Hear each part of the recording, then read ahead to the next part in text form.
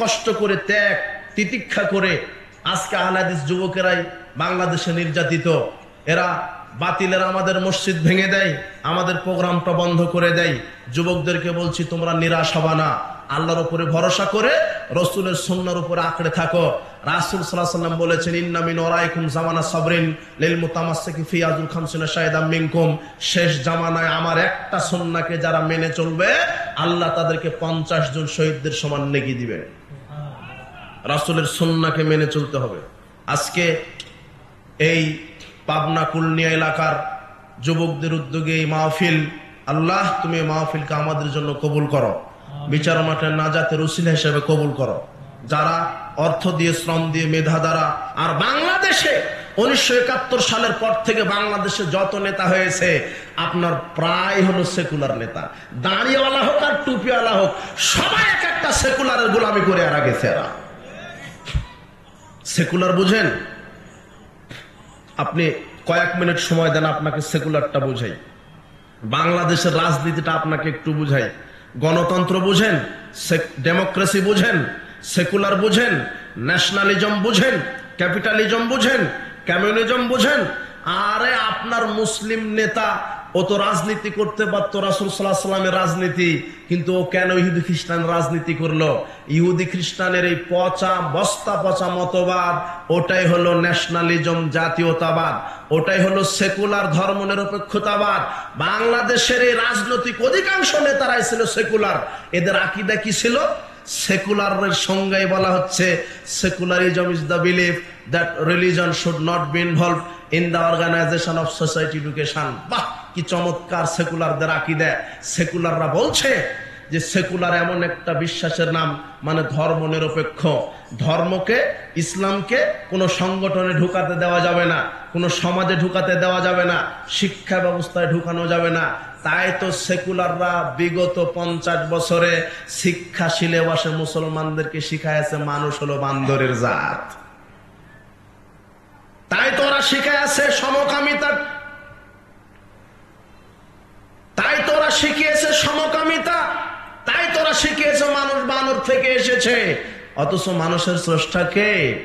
আল্লাহ।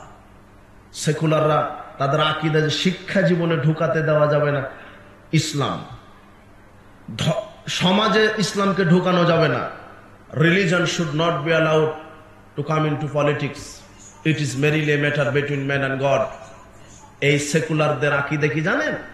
বাংলাদেশে প্রায় সেকুলার নেতা, দাড়িওয়ালা বলেন আর টুপিওয়ালা বলেন, এরা সেকুলারদের এখনো গোলামি করছে।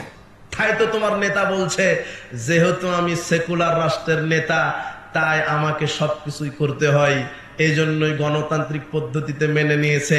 বলছে যে আমরা ইসলামী গণতন্ত্র করছি। ও কি গণতন্ত্র? আগে বুঝতে পারেননি, আগে একটু গণতন্ত্র বলি, তারপরে এর ব্যাখ্যাটা দিব। সেকুলার এদের আকীদাই হচ্ছে যে রাজনীতিতে ইসলাম ঢুকানো যাবে না, religion should not be allowed to come into politics. যে না, রাজনীতিতে আমরা ইসলাম ঢুকাতে দিব না। ইসলামটা কি? It is merely a matter between man and God. টাকা থাকলে হজ করবে আর মসজিদে গিয়ে নম নম করবে, এটা হলো ইসলাম।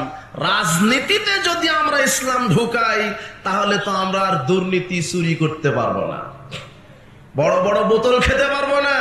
এই জন্য রাজনীতিতে এরা ইসলাম ঢুকাবে না, নিজের গতিতে রাজনীতি করবে। অথচ সালাত আদায় করতে হবে আল্লাহর বিধানে, রাজনীতিও করতে হবে আল্লাহর বিধানে। আমার রাজনীতি হবে মুহাম্মদ সাল্লাল্লাহু আলাইহি ওয়াসাল্লামের নীতিতে। সেকুলারদের নীতিতে কেন হলো? ডেমোক্রেসির প্রবক্তাই হলো আব্রাহাম লিঙ্কন, এ হলো খ্রিস্টান মানুষ। আমার নেতা হবে মুহাম্মদ সাল্লাল্লাহু আলাইহি ওয়াসাল্লাম। আল্লাহ বলছেন ইয়াউমা নাদউ কুল্লা উনাসিম বিইমামিহিম, বিচার মাঠে প্রত্যেক মানুষকে তার নেতা সহ ডাকা হবে।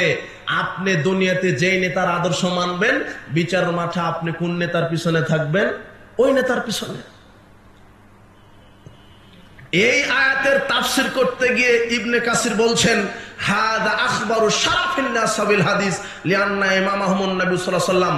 আহলে হাদিসদের জন্য এটা হলো মর্যাদার বিষয় যে বিচার মাঠে আহলে হাদিসদের নেতা হবেন স্বয়ং মুহাম্মদ সাল্লাল্লাহু আলাইহি ওয়াসাল্লাম। ইমাম শাফি বলছেন ইযা রাআইতা রাজুলাম মিন আসহাবিল হাদিস ফাকাআন্নী রায়তুন নবী সাল্লাল্লাহু আলাইহি ওয়াসাল্লাম হাইয়ান, আমি যখন কোনো আহলে হাদিস ব্যক্তিকে দেখি তখন আমি জীবন্ত নবীকেই দেখতে পাই।